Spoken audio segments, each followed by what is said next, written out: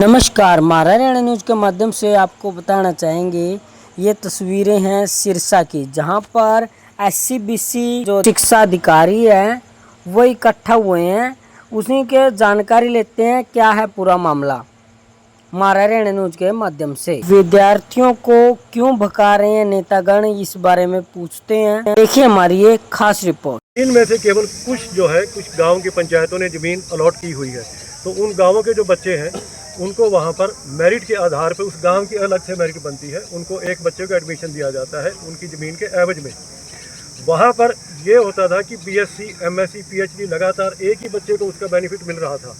उसमें ये बदलाव किया गया कि एक बच्चे को केवल एक बार ही बेनिफिट मिले, ताकि उसी गाँव के अन्य बच्चों को बीएससी हो, एमएससी हो, पीएचडी हो, अलग अलग बच्चों को उसका फ़ायदा मिलना चाहिए। परंतु जो उसके ऊपर पहले से काबिज है उन्हीं गाँव के लोग, उन्होंने इसका विरोध करना शुरू किया, क्योंकि वो उसी एक ही तबके से हैं। अब इसको बहाना बनाया, जबकि बच्चे इस पर राजी थे। बहाना बनाया, नेताओं ने खाली बैठे हैं और कोई काम है नहीं, तो वो बहाना बना करके इन्होंने ये देखा कि अब हम इसका बहुत बड़ा मुद्दा उठा सकते हैं, जो पिछले 4-5 साल में कर नहीं पाए, आज हम कर दें।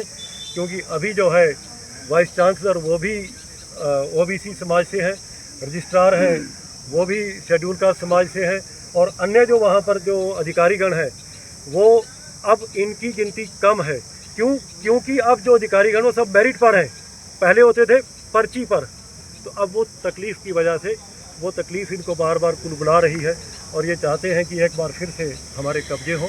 सर, स्टूडेंट्स की जो मांगे थी कि उनको स्कॉलरशिप नहीं मिल रही और जो है काफ़ी मांगे थी, उन पर क्या कुछ हुआ? असल में स्टूडेंट्स की स्कॉलरशिप की मांग थी ही नहीं जी। अगर आज भी आप इन्हीं के डाले हुए वीडियो, उसी समाज के डाले वीडियो अगर आप देखेंगे सोशल मीडिया पर, तो उन्हीं के जो स्टूडेंट हैं जो कहते हैं हमारे सर फूटे, वो यही बोल रहे हैं हमारी ये कभी डिमांड रही ही नहीं। हमारा तो मुद्दा ही एक था, और वो मुद्दा क्या था? जिंदा रहने का।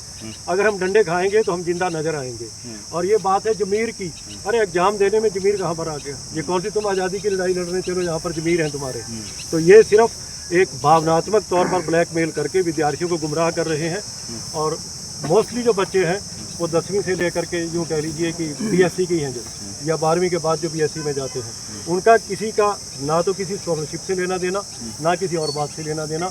ये केवल मात्र रोटियां सेकने वाले राजनेता तो हैं। कल राज्यपाल से भी मिले थे स्टूडेंट्स, छात्र नेता हैं, दिग्विजय चौटाला हैं, वो भी मिले थे कि वीसी को और उनको बर्खास्त किया जाए, और जो कार्रवाई जिनके खिलाफ जो कार्रवाई है वो एक प्रोफेसर को गिरफ्तार किया है, बाकी लोगों को कार्रवाई होनी चाहिए।